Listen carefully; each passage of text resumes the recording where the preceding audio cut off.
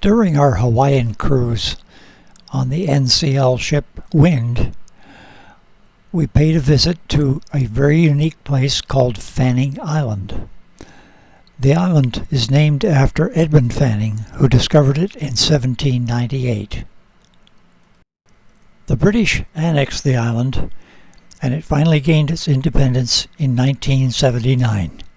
The island is located at 3.51 degrees north and 1.59 degrees west, so it's very near the equator and the international dateline.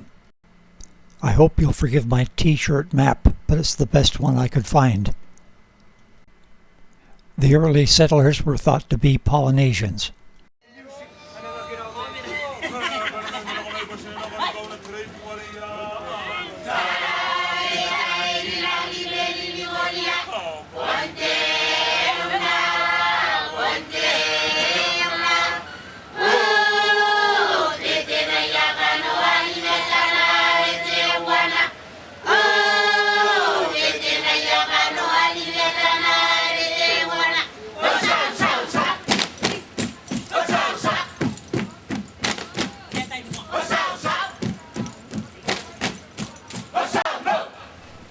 The cruise line established a presence on the island and had chairs, a couple of buildings. They had some people that were based there, and they even had 2 boats for bringing people back and forth between the cruise ship and the island. They also used some of the cruise ship's lifeboats to ferry people back and forth to the island.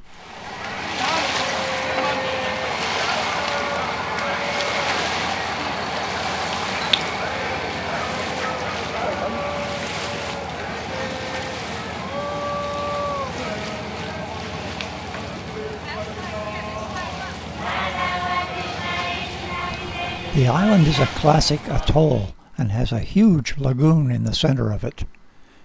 The beach is called Napoli Beach. The beach has a roped-off area for swimming, very shallow water, nice and warm.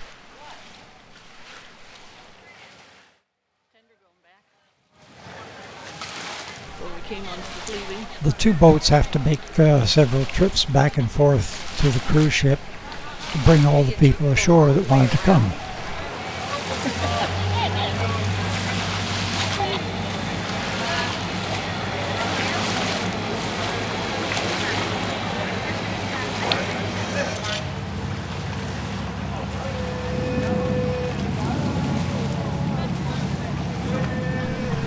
The cruise line had refreshments and food available for the visitors.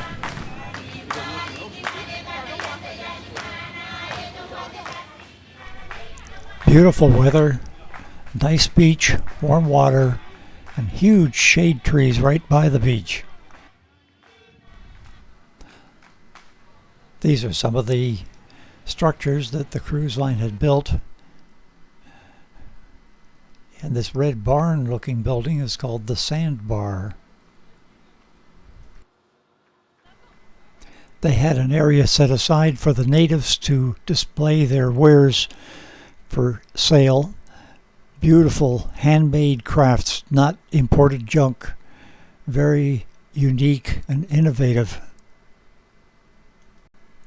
The most popular item was a wooden knife with shark teeth glued on it. I took some time with camera in hand to just explore the island a little bit on my own, away from the beach area. See some of the native dwellings. There's the historical marker that I showed earlier briefly. The main sources of income for the natives are coconuts and fishing. The island is about 13.02 square miles, and the 2010 population was 1,960. The island is part of the Republic of Kiribati.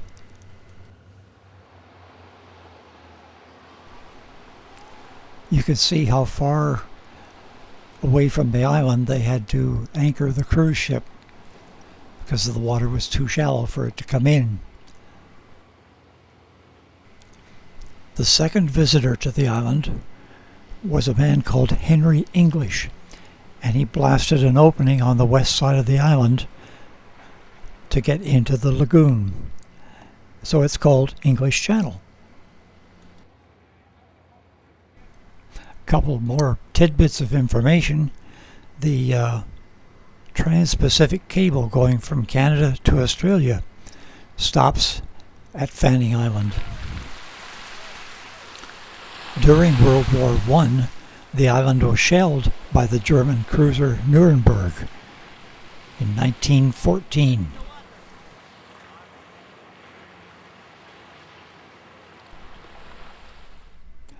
One of the fun things that they were doing there was having the waiters dressed up in tuxes and would wade out into the water to the people swimming there and bring drinks to them. Of course, that got lots of pictures taken.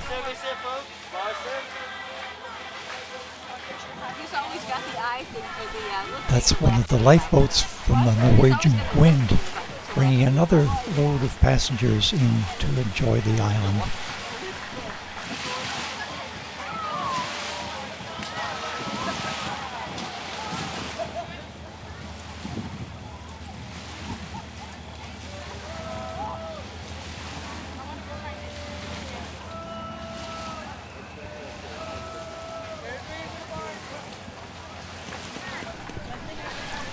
Just on the other side of the dock, away from the crowd, there's some native boys playing there, throwing stones, of course. And it looks like an old fishing boat that's wrecked there.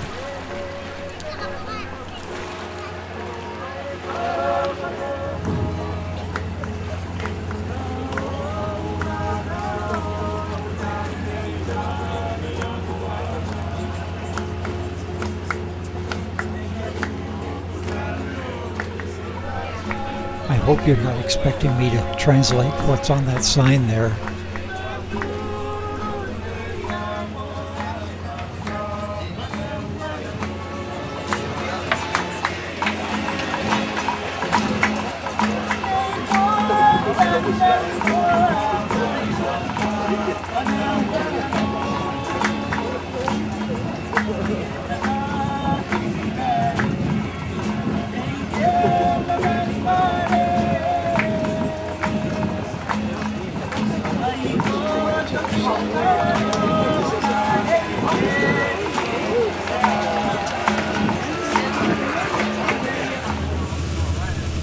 All too soon it was time for us to get on the boat and go back out to the cruise ship to continue our Hawaiian cruise. The cruise ship took 2 days and 3 nights to go from Hawaii to Fanning Island, and the same length of time to go back. The cruise line did this for several years because the Norwegian Wind was not a U.S. registered ship, and due to the Passenger Vessels Services Act of 1886, when a foreign registered ship wants to visit a U.S. port, they have to come from another country. Sadly, NCL stopped visiting the island in 2007, and they started using U.S. registered ships for the Hawaiian cruise. I hope you enjoyed the visit to this very unique place. We did.